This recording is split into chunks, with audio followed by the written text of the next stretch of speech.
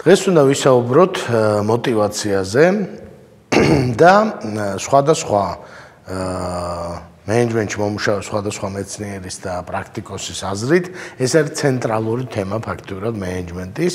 ანუ ესე რომ ვთქვათ, ორი მენეჯერი რო ავიღოთ სხვა მხრივ ერთნაირი და ერთმა მოახერხოს სწორი ხალხის შეკრება თავის გუნდში და სწორად მოტივირება. და მეორე მოახერხოს ყველაფერი დანარჩენი, სტრატეგიის ჩამოყალიბება, გუნდურობა და ასე შემდეგ. ამბობენ რომ კარგი მოტივატორი გაიმარჯვებს, ასე ვთქვათ, იმიტომ რომ თანამედროვე მენეჯმენტში, რომლის დევიზიც არის თქვენ მიხედეთ ხალხს და ხალხი მიხედავს საქმეს, ხალხის მოტივაცია არის ძალიან ცენტრალური თემა და ცენტრალური საკითხი. უნდა ვისაუბროთ იმის შესახებ, ერთი მხრივ პირველი საკითხი არის რა შეუძლია мотивაციას, რა არის мотивაცია და რა გვინდა ეს мотивაცია, ხო? აი ამაზე ვისაუბროთ ამ ეპიზოდში. პირველ რიგში თვითონ სიტყვა ცოტათი დაბნეულობას იწვევს. ჩვენთან ტრეინინგებზე, არც აკადემიაში, ხშირად ვცდილობთ, რომ ერთად განვმარტოთ ეს სიტყვა და სულ სხვადასხვა განმარტებებს ვიღებთ. ზოგი ამბობს, რომ мотивაცია არის კარგი პირობების შექმნა თანამშრომლებისთვის, ზოგი ამბობს, რომ ეს არის ხელფასი და პრემია და ბონუსი და ესეთი რაღაცები, ზოგი ამბობს, რომ პირადი ურთიერთობაა მთავარი, ზოგი ამბობს, რომ საინტერესო საქმე არის мотивაცია და ასე შემდეგ, ხო? ცოტათი ყველა მართალია, მაგრამ ჩვენ უნდა რაღაცნაირად თაროებზე დავალაგოთ და განვმარტოთ ეს საკითხი და ამიტომ პირველ რიგში გავასხლაოთ პირდაპირი და არაპირდაპირი мотивაცია. პირდაპირი мотивაცია არის სიტუაცია, როდესაც რაღაცას ვაკეთებ და შეკითხვაზე რატომ აკეთებ ამას, სანდრო, პასუხი არის მინდა და იმიტომ. ანუ ბავშვი თამაშობს, რა ვიცი, ლეგოს კუბიკებით აწყობს პატარა გოგოს სახლს, ხო? შეკითხვა, რას აკეთებ, ელენე, რატომ აკეთებ ამას და პასუხი მინდა, მომწონს და იმიტომ ვაკეთებ. ეს არის პირდაპირი мотивაცია. კითხულობს წიგნს, ჩვენი მეგობარი, რატო კითხულობ მაგ წიგნს, მინდა და იმიტომ, მაინტერესებს. ფეხბურთს თამაშობს მეგობრებთან ერთად შაბათ-კვირას ჩვენი კოლეგა, რატომ თამაშობს ფეხბურთს მეგობრებთან ერთად, იმიტომ რომ უნდა რომ ითამაშოს ფეხბურთი. ეს არის პირდაპირი мотивაცია. ირიბი мотивაცია, ანუ არაპირდაპირი мотивაცია არის, როდესაც აკეთებ ერთ რამეს, იმიტომ რომ გინდა სხვა რამე. ვემსახურები კლიენტებს, იმიტომ რომ მინდა ხელფასი მივიღო. ხო? გაყიდვებით ვარ დაკავებული, იმიტომ რომ პრემია მინდა რომ ავიღო, გეგმა შევასრულო და პრემია ავიღო, ხო? ანეკდოტებს ყვები, რატო? იმიტომ რომ მინდა რომ ამ ხალხს დავამახსოვრდე და თავი წარმოვაჩინო, ხო? მოკლედ ჩვენ ვამბობთ, რომ არაპირდაპირი мотивაცია არის, როცა სხვა რამე მინდა და სხვა რამეს ვაკეთებ. იმისთვის, რომ იმას მივახციო, რაც მინდა. ეხლა დავბრუნდეთ სამსახურებრივ გარემოში, ხო? და დავსვათ შეკითხვა. შეიძლება თუ არა ავიღოთ მაღაზია და მაღაზიაში ორი გამყიდველი. შეიძლება თუ არა ერთი გამყიდველი, სალომე, კლიენტებს კარგად ემსახურებოდეს, იმიტომ რომ ასე უნდა, ანუ მას აქვს სურვილი, რომ კლიენტებს კარგად მოემსახუროს, ხოლო მეორე გამყიდველი, თამთა, კლიენტებს ემსახურებოდეს კარგად, იმიტომ რომ უნდა, რომ კარგი შეფასება მიიღოს მენეჯერებისგან, ხო? ამბობენ, რომ შეიძლება, ანუ ერთი და იგივე საქმიანობაში შეიძლება ვიღაცას ამოძრავებდეს პირდაპირი мотивაცია და ვიღაცას ამოძრავებდეს არაპირდაპირი мотивაცია. შესაბამისად, ეხლა დაუბრუნდეთ განმარტებას, რა არის мотивაცია და გამოდის, რომ ჩვენი მსმენელები ტრეინინგებზე ყველა მართალია. არის თუ არა ხელფასი мотивაცია? დიახ, არის არაპირდაპირი мотивაცია. ანუ ადამიანები მუშაობენ და საქმეს აკეთებენ იმისთვის, რომ მიიღონ ხელფასი. ანუ უნდათ ხელფასი და ამიტომ აკეთებენ თავის მოვალეობებს ასრულებენ. ეს არის არაპირდაპირი мотивაცია. არის თუ არა мотивация, როდესაც ადამიანი გვიანამდე რჩება პროგრამისტი, რომ გაარჩიოს რაღაც ახალი ტექნოლოგია. დიახ, ეს არის პირდაპირი мотивация. აინტერესებს ამ ადამიანს და იმიტომ რჩება გვიანამდე. შემდეგ პროექტის რეალობაში არის თუ არა мотивация, როდესაც თანამშრომელი გვიანამდე რჩება, რომ დღეს დაამთავროს ის საქმე, რაც გასაკეთებელია, რომ ხვალ ვადაში ჩაჯდეს და შექება მიიღოს ხელმძღვანელისგან. დიახ, ეს არის არაპირდაპირი мотивация, იმიტომ რომ შექებისთვის ხდება მოქმედება, ანუ სხვა რამე უნდა და სხვა რამე საკეთებს, ხო? ორივე мотивация არის ძალიან ძლიერი და მუშაობს კომბინაციაში, ასე ვთქვათ, ხო? ეხლა საკითხი დავსვათ ესე, მნიშვნელოვანია мотивация თუ არ არის მნიშვნელოვანი. ანუ შეიძლება თუ არა შევკრიბო კარგი გუნდი, პროფესიონალების გუნდი, არ იყვნენ დიდად მოტივირებული და მაინც კარგი შედეგი დადგეს. და ჩვენ გვეუბნებიან, რომ აი აქ ძალიან რთულად არის საქმე ინტელექტუალურ საქმიანობაში. ანუ მე თუ მყავს მშენებლობაზე მუშები ან მტვირთავები საწყობში, იქ შეიძლება რომ არაპირდაპირი мотивაციით მოვაგვარო, ასე ვთქვათ, საკითხი, ხო?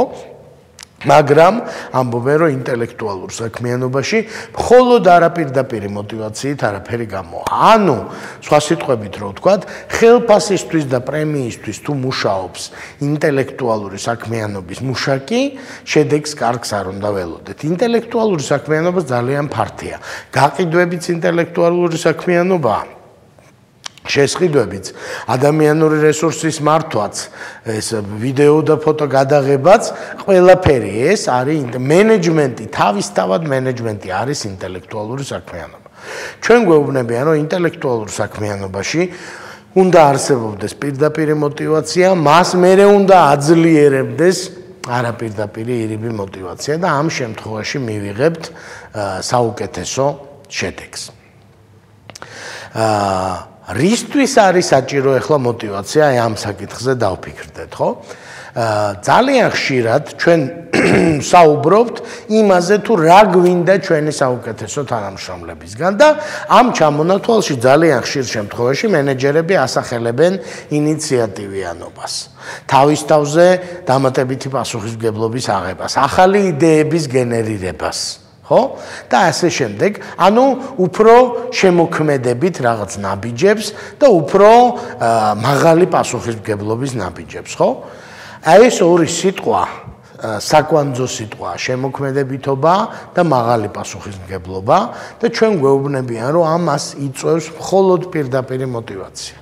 ანუ მე თუ არ მაინტერესებს და არ მომწონს ის, რასაც ვაკეთებ, ვერ ვიქნები შემოქმედებითი და ვერ გამოვავლენ მაღალ პასუხისმგებლობას, ხო? ამიტომ ხალხო ჩვენ ვამბობთ ფაქტიურად, რომ პირდაპირი мотивация სასურველი რაღაცა კი არ არის, არის აუცილებელი რაღაც. ანუ ეს ნიშნავს, რომ თქვენ თუ გყავთ ისეთი მუშაკები, ვინც რაღაც გადაწყვეტილებები უნდა მიიღონ და რაღაცა მოიფიქრონ და განავითარონ და ასე შემდეგ, ამ მუშაკებს უნდა კონდეთ პირდაპირი мотивация. ანუ უნდოდეთ იმ საქმის კეთება, რა საქმესაც აკეთებენ. ყველაფერზე мотивация შეუძლებელია, შესაბამისად გამოდის, რომ мотивацიის პირველი ნაბიჯი ყოფილა სწორი ხალხის სწორ საქმეზე დაყენება. ხო? ანუ ჩვენ თუ გვაქვს ანალიტიკური სამუშაო, უნდა ვიპოვოთ ანალიტიკური წყობის ადამიანი, ვინც სიამოვნებას მიიღებს ანალიტიკური სამუშაოსგან. ჩვენ თუ გვაქვს კარდაკარ სასიარულო სამუშაო, უნდა ვიპოვოთ ადამიანი, რომელსაც სიამოვნებს და აინტერესებს ხალხთან ურთიერთობა, მოძრაობა, წასვლა-წამოსვლა და ასე შემდეგ, ხო? ეს არის პირველი ნაბიჯი. ანუ სწორი ადამიანი უნდა ვიპოვოთ სწორი საქმისთვის, იმიტომ რომ არა შეჯდა მწყერი ხესა, ასე ვთქვათ, არანაირი სამოტივაციო მექანიზმები მწყერს ხეზე ვერ გააჩერებს. შეიძლება ძალით შევსვათ მწყერი ხეზე, მაგრამ мотивация შეუძლებელი იქნება და საბოლოო ჯამში კარგად არ გამოვა ეს საქმე, ხო? მეორე ნაწილი мотивацიის არის, რომ შეუნარჩუნოთ ჩვენ თანამშრომლებს мотивация. ბევრ თქვენგანს შეგიმჩნევიათ, რომ ბევრი ხალხი ხშირ შემთხვევაში თავიდან ძალიან მოტივირებულია, ხო? იმიტომ რომ ახალი საქმე იწყება, იმიტომ რომ ნდობა გამოუცხადეს, დააწინაურეს, ან სამსახურში მიიღეს, ან რაღაც ახალი თემა ჩააბარეს, ეს თავისთავად საწყის მოტივაციის, რაღაც საწყისი კაპიტალი მოტივაციის იქმნება, ხო? ოღონდ მერე ყოველდღიური სირთულეები ამ მოტივაციას კლავს და მენეჯერის მოვალეობა არის შეუნარჩუნოს თავის ხალხს პირდაპირი მოტივაცია. და პირდაპირი მოტივაციას თუ შეუნარჩუნებს, მერე დაამატოს ზემოდან არაპირდაპირი მოტივაცია, იგივე ხელფასი, პრემია, სამუშაო პირობები და ასე შემდეგ და იმ მხოლოდ ამ მეთოდით, ასე ვთქვათ, მიიღება საუკეთესო შედეგები. და ყველას, ვისაც გვინახავს კარგად გაკეთებული საქმე, ასე ვთქვათ, ხო? კარგი მომსახურება რესტორანში ან სასტუმროში, კარგი ტექნიკური სერვისი, თქვათ ინტერნეტ პროვაიდერის და ასე შემდეგ მხრიდან მსგავსი ორგანიზაციის ყოველთვის პიროვნებაზეა აგებული. ანუ ერთი და იგივე ორგანიზაციაში ერთხელ დარეკავ კოლ-ცენტრში, ბანკში და მოგემსახურებიან ნორმალურად და მეორედ დარეკავ კოლ-ცენტრში, ბანკში და მოგემსახურებიან არაჩვეულებრივად და ეს მეორე შემთხვევა არის არა ტრეინინგის და ვარჯიშის შედეგი, არამედ სულით და გულით ისეთი ადამიანი შეხვდა უბრალოდ, რომელსაც ძალიან უნდოდა, რომ შენ ყოფილიყავი და ედარდება შენი კარგად ყოფნა. ჩვენ ვამბობთ, რომ პირდაპირი მოტივაცია იწვევს ისეთ შედეგებს პროფესიულ ასპარეზზე, როგორსაც ვერ იწვევს სხვა ვერაფერი. ხო? ამიტომ ძალიან მნიშვნელოვანია, რომ ბევრი დრო და ყურადღება ჩვენი მენეჯერების ეთმობოდეს ჩვენი ხალხის პირველი შერჩევას, რომ შესაფერის საქმეს აკეთებდეს თითოეული ადამიანი და მეორე მათი მოტივაციის შენარჩუნებას. ეს არის ძალიან შრომატევადი პროცესი, ძალიან საკმაოდ რთული პროცესია, თუმცა ნამდვილად შესაძლებელია. და ბოლოს უნდა ვთქვათ იმის შესახებ, როგორ შევატყოთ ადამიანი პირდაპირ არის მოტივირებული თუ არა პირდაპირ, ხო? ეს შეკითხვა პრინციპში რიტორიკულია, იმიტომ რომ თითოეულმა თქვენგანმა, ვისაც მენეჯმენტის გამოცდილება გაქვთ, იცით ეს უნარი უკვე ყველას გაქვთ, რომ შეხედოთ ადამიანს, ჩახედოთ თვალებში და მიხვდეთ, მონდომებულია თუ არ არის მონდომებული. ანუ მონდომებული ამ შემთხვევაში არის სინონიმი პირდაპირი მოტივაციის. მონდომებული ადამიანები იღიმებიან. მონდომებული ადამიანები ხალისით აკეთებენ თავის საქმეს. მონდომებული ადამიანები რომ მოეთხოვებათ იმაზე ცოტა მეტს აკეთებენ. ხო? ანუ ზუსტად იმდენს კი არა რამდენიც არის აუცილებელი, არამედ იმაზე მეტს. ანუ ერთი ნაბიჯით მეტს გადადგამს მონდომებული ბანკის თანამშრომელი კლიენტის დასახმარებლად. ერთი ნაბიჯით მეტს გადადგამს კარგი გამყიდველი იმისთვის, რომ გასიამოვნოს მაღაზიაში და კარგად დაგეხმაროს შენთვის სასურველი ნივთის არჩევაში, ხო? ანუ რო შევაჯამოთ, ჩვენ ვამბობთ ესეთ რამეს, რომ არსებობს პირდაპირი და არაპირდაპირი მოტივაცია. ინტელექტუალურ საქმიანობაში პირდაპირი მოტივაცია არის პრინციპული და შეუცვლელი და მესამე არის, რომ თავიდან ხშირ შემთხვევაში თუ სწორ თანამშრომელს შეარჩევთ, მას ექნება პირდაპირი მოტივაცია და მეოთხე მერე თანდათან ეს პირდაპირი მოტივაცია შენელდება და ჩვენ უნდა შევინარჩუნოთ, ხო? და ბოლოს მეხუთე არის, რომ პირდაპირი მოტივაცია არის გასაღები ველასიკეთის პრაქტიკულად. ანუ კარგი customer service გინდათ, კლიენტების მომსახურება პირდაპირი მოტივაცია შველის გაყიდვები გინდათ პირდაპირი მოტივაცია შველის, კარგად გინდათ რომ აწარმოებდეს თქვენი ორგანიზაცია რაღაცას, ამას პირდაპირი მოტივაცია შველის.